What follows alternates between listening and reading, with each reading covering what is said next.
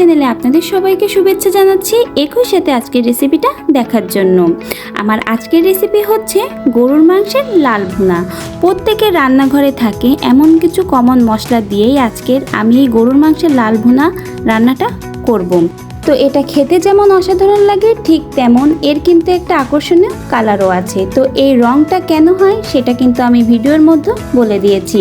আশা করছি পুরো ভিডিওটা আপনাদের কাছে ভালো লাগবে। আপনার পরিবারের প্রিয় সদস্যদের যদি এইভাবে গরুর মাংসের লাল ভুনা রেসিপিটা রান্না করে খাওয়ান তাহলে তো সবাই আপনার একদম ফ্যান হয়ে যাবে আর নিমিষেই শেষ হবে এক প্লেট ভাত। তো আশা করি ভিডিওটা প্রথম থেকে শেষ পর্যন্ত দেখলে আপনাদের কাছে অনেক অনেক ভালো লাগবে। ভিডিওটার শুরুতে অবশ্যই একটা লাইক দিয়ে দেখা শুরু করবেন এবং আমার চ্যানেলে নতুন হলে চ্যানেলটিকে সাবস্ক্রাইব করে পাশে বন্ধু হয়ে থেকে যাবেন।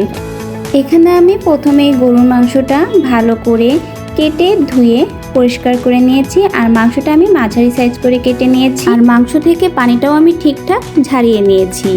আর অন্যদিকে আমি এই মাংসের ভিতরে বেরেস্তা দিব, এজন্য পেঁয়াজটা তেলে ভেজে আমি বাদামি করে বেরেস্তা রেডি করব। এজন্য বেরেস্তাটা আমি রেডি করে নিচ্ছি।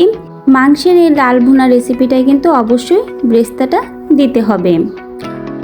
আর মাংসটা ভালো করে পানিটা ঝারিয়ে নেওয়ার পরে এখন আমি কিছু মশলা মাংসের গায়ে মেখে নিব। এজন্য প্রথমে আমি এর ভিতরে দিয়ে দিব স্বাদ মতো লবণ, পরবর্তীতে লবণ লাগলে আপনারা আবারও দিবেন। দিয়েছি শুকনো ঝালের গুঁড়া, পরিমাণ মতো হলুদ গুঁড়া, ধনিয়া গুঁড়া, জিরা গুঁড়া। আর যে বেরেস্তাটা ভেজেছিলাম সেখান থেকে অর্ধেকের মতো বেরেস্তা আমি দিয়ে দিয়েছি। আর সকল মশলাগুলো এখন আমি ভালো করে মেখে নিব। মশলার পরিমাণটা যদি ঠিকঠাক থাকে আর মাখাটাও যদি খুব ভালো হয় তাহলে কিন্তু মাংস রান্নাটা খেতে বেশি মজার হয়। তো মাখাটা হয়ে গেছে, এখন এটাকে আমি মেরিনেট করে আধা ঘন্টার জন্য রেখে দিব। আধা ঘন্টা পরে চলে এসেছি। দেখুন আমার মেরিনেট করা মাংসটা একদম মশলা ঠিকঠাক মতো মাংসের সাথে মিশে গেছে। হাতে যদি সময় বেশি থাকে আরও কিছুটা সময় আপনারা মেরিনেট করে রাখতে পারেন। এখানে আমি বেরেস্তা ভেজেছিলাম যে তেলটায় তার ভিতরেই মেরিনেট করা মাংসগুলো দিয়ে দিব। আর মাংসগুলো দেওয়া হয়ে গেলে এখানে যে বাটিতে আমি মাংসটা মেখেছিলাম সে বাটিটা ধুয়ে সামান্য একটু পানি দিয়ে দিব।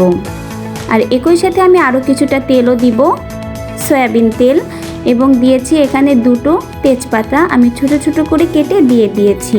এখন আমি প্রথম পর্যায়ে ঢাকনা দিয়ে গরুর মাংসটা রান্না করে নেব। আর রান্না করার পরে যে পানিটা বের হবে মাংস থেকে সম্পূর্ণ আমি টানিয়ে নিয়ে তেলটা ফুটিয়ে নিব। প্রথম পর্যায়ের পানিটা টেনে গেলে এবং তেলটা ভালো করে ফুটলে আমি বাটা মশলা একে একে দিব। প্রথমে দিয়েছি আদা বাটা, রসুন বাটা, পেঁয়াজ বাটা, মাংসের পরিমাণ অনুযায়ী আপনারা বুঝে দিবেন। আর এখন আমি এই মশলাগুলো আবারও মাংসের সাথে কষিয়ে নিব। এই লাল ভুনাটা কিন্তু আপনারা যত বেশি কষাবেন মাংসের কালারটা কিন্তু তত ভালো আসবে। তো এভাবে বারবার করে কষিয়ে নিতে হবে ঢাকনা দিয়ে। আর অবশ্যই কিন্তু নাড়াচাড়া দিতে হবে, না হলে কিন্তু তলাটা ধরে গেলে এই মাংসের সঠিক কালারটা আপনারা পাবেন না। তাই আপনাদের বারবার নাড়িয়ে চাড়িয়ে দিতে হবে। আর এই মশলাটা থেকেও আবারও তেলটা ফুটিয়ে নিতে হবে এবং সম্পূর্ণ পানি টানিয়ে নিতে হবে। গরুর মাংসের এই লাল ভুনাটা করার জন্য এখানে আমি কিছু শুকনো মশলার ভাজা উপকরণ দিব। এজন্য এখানে আমি নিয়েছি এলাচ, গোলমরিচ, লবঙ্গ, দারুচিনি এবং গোটা জিরা। আর এগুলো এখন আমি ভালো করে ভেজে গুঁড়ি করে নিব। এখানে যে ভাজা মশলাটা আমি গুঁড়ো করেছিলাম সেটা এখন আমি গরুর মাংসের ভিতরে দিয়ে আবারও ভালো করে মশলাটা মাংসের সাথে কষিয়ে নিব। এখানে কিন্তু অনেকটাই আপনাদের মাংসের কালারটা চলে আসবে। তো দেখতেই পাচ্ছেন এভাবে বারে বারে কিন্তু কষিয়ে নিতে হবে আর নাড়াচাড়া কিন্তু একেবারেই বন্ধ করা যাবে না। এ পর্যায়ে এসে অল্প একটু পানি দিতে হবে আর এই পানির পরিমাণটা অল্প অল্প করে আপনারা বারে বারে দিবেন যতটা সময় পর্যন্ত আপনাদের মাংস খাওয়ার মতো উপযোগী সেদ্ধ না হয়। মাংসটা এভাবে অল্প পানি দিয়ে বারবার কষিয়ে নেওয়ার জন্যই কিন্তু মাংসের কালারটা চমৎকার আসবে। তো ঢাকনা দিয়ে আপনারা বারে বারে কষিয়ে নেবেন। আর রান্নার মাঝে অবশ্যই কিন্তু আপনাদের মাংসটা নাড়িয়ে নিতে হবে, না হলে কিন্তু তলাটা ধরে যেতে পারে। আর মাংসের একবার তলাটা ধরে গেলে কিন্তু আপনারা মাংসের প্রপারলি স্বাদটাও পাবেন না এবং কালারটাও আসবে না। আমি পঞ্চমবারের মতো পানি দিয়েছিলাম, তারপরে আমার মাংসটা নরম হয়ে গিয়েছে। পঞ্চমবার পানি দেওয়ার পরেই কিন্তু আপনাদের সাথে এখন আমি ভিডিওটা শেয়ার করছি। আমার মাংসটা দেখতেই পাচ্ছেন নরম হয়ে গেছে। মাংসের এই লাল ভুনাটা করার জন্য কিন্তু আপনারা বেশি পরিমাণের ঝোলের পানি কখনোই দিবেন না, অল্প অল্প পানি দিয়েই বারে বারে টানিয়ে নেবেন। আর এখন আমি আরও একটা মশলা দিব। আর ইতোমধ্যেই দেখছেন আমার মাংসের কালারটা কতটা সুন্দর এসে গেছে। আর এখন আমি যে মশলাটা দিব সেটা হলো, এখানে আমি কিছুটা পেঁয়াজ যে ব্রেস্তা করেছিলাম সেটাই দিব, আর দিব শুকনা ঝাল আমি পুড়িয়ে নিয়েছি সেটা গুঁড়ি করে দিচ্ছি। আপনারা চাইলে কিন্তু এখানে শুকনা ঝালটা তেলে ভেজেও গুঁড়ি করে দিতে পারেন। সর্বশেষ দিচ্ছি সরিষার তেল ও গোটা রসুনের কোয়া। আর সরিষার তেলটা যদি আপনারা এই মাংসের লাল ভুনা রান্নাটা করার সময় না দেন তাহলে কিন্তু মাংসের পরিপূর্ণ স্বাদটা আপনারা কখনোই পাবেন না। আর এখন চুলার জালটা একদম লোতে করে দিবেন যাতে মাংসে তেলটা খুব ভালো করে উপরে ফুটে ওঠে আর সুন্দর একটা স্মেল আসে। সেজন্যই ঢাকনা দিয়ে শেষ পর্যায়ের মতো আপনারা রান্না করে নেবেন। তো আমার মাংসটা কিন্তু একদম রেডি হয়ে গেছে। আমি প্রায় আধা ঘন্টারও উপরে এই মাংসটা লো হিটে রেখে রান্না করেছি। আর উপরে দেখুন তেলটা একদম ফুটে উঠেছে।